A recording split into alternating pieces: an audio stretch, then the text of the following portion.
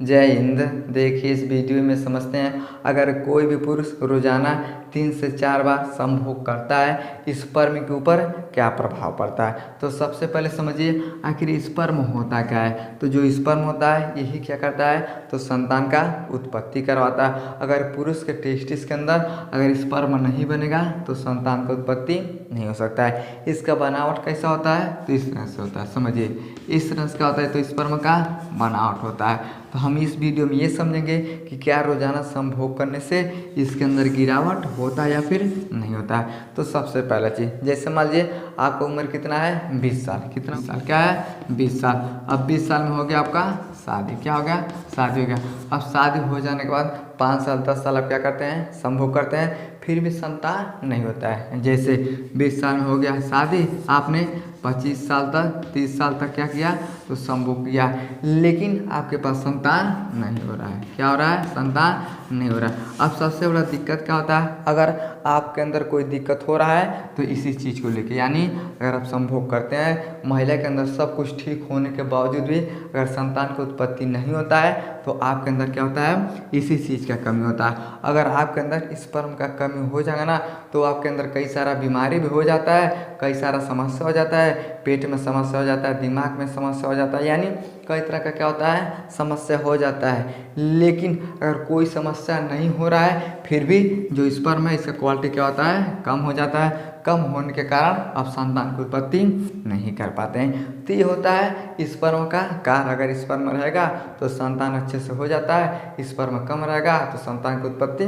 नहीं हो पाता है। लेकिन इस वीडियो में हम ये समझते हैं कि रोजाना संभोग करने से इसके ऊपर क्या प्रभाव पड़ता है। समझिए सबसे पहला चीज़ क्या होता है तो क्वांटिटी, दूसरा होता है क्वालिटी।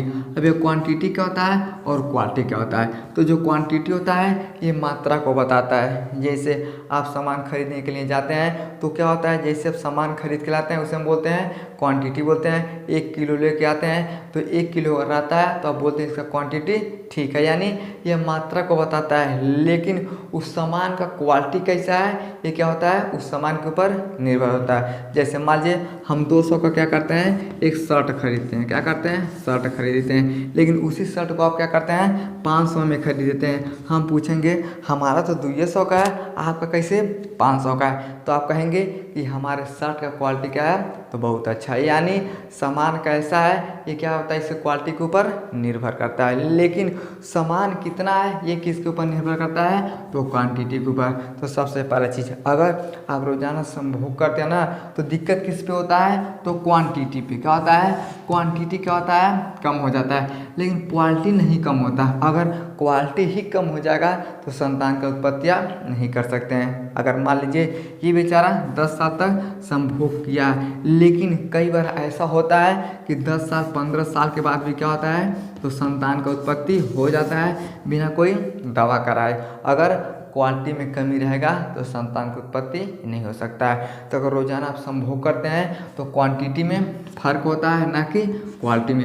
अगर रोजाना संभोग करने से अगर क्वालिटी में फर्क हो जाएगा ना भैया, अगर क्वालिटी ही कम हो जाएगा तो कोई संतान की उत्पत्ति नहीं कर सकता। इसलिए आप रोजाना भी संभोग करते हैं तो दिक्कत किस में होता है क्वांटिटी में, यानी इसका मात्रा क्या होता है कम हो जाता है। जैसे जो हमारा शरीर है अगर एक दिन में मान लीजिए 2 ml क्या होता है अगर स्पर्म का निर्माण करता है, लेकिन एक दिन में आप 3 बार 4 बार क्या करते हैं संभोग करते हैं। अगर एक बार में अगर 1 ml ही जाता है तो 4 बार करते हैं तो 4 ml क्या होता है ख़त्म होता है। जबकि हमारा शरीर एक दिन में 2 ml बनाता है लेकिन आप क्या करते हैं तो 4 ml को ख़त्म कर देते हैं। तो इस तरह से ख़त्म होते होते क्या होता है तो क्वांटिटी ही ख़त्म होता है ना कि इसके अंदर का क्वालिटी। समझ में आएगा। तो रोजाना संभोग करने से क्वांटिटी खत्म होता है ना कि क्वालिटी।